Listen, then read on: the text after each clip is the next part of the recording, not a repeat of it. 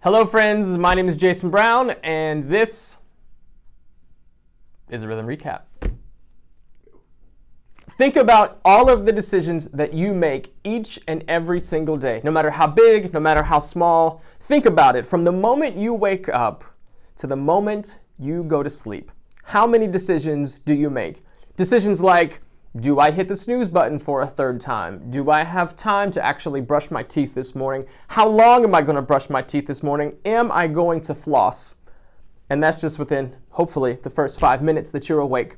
Ultimately, you're making decisions like, what flavor Pop-Tart am I going to eat? Am I going to have eggs? What am I going to eat for lunch today? Am I going to pay attention in class? And so on, and so on, and so on. These may seem like very small decisions, but small decisions add up. So for example, like if you don't brush your teeth every morning or every day, eventually that'll add up and you'll get a cavity. Let's say you decide repeatedly to not do your homework. Eventually that'll add up and you're going to get a bad grade.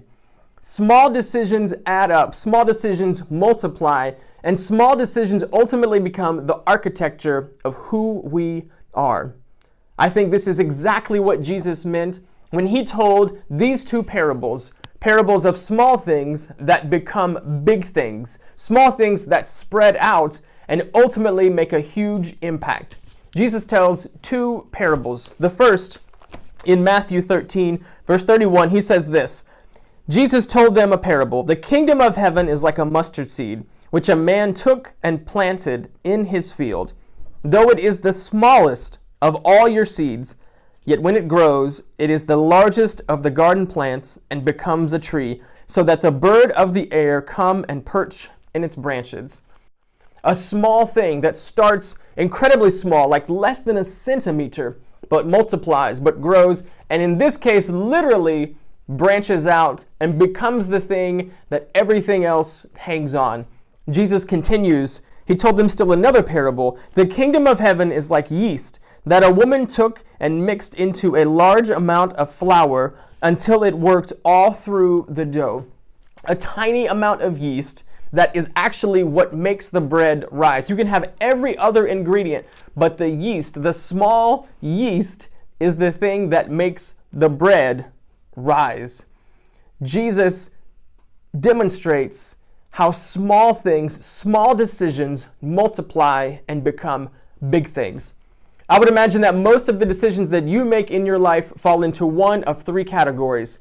There's routine decisions that you make, right? Like, what am I going to eat? What am I going to wear today? Like, these are decisions that you make every single day.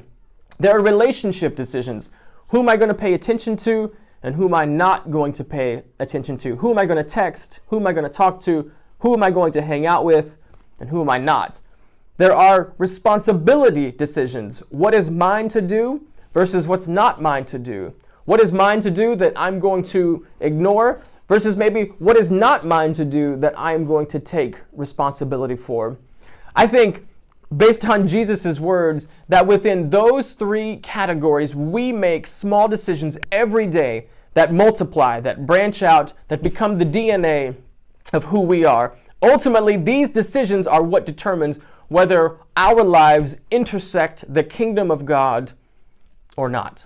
So I want to give you a fourth type of decision, a risk.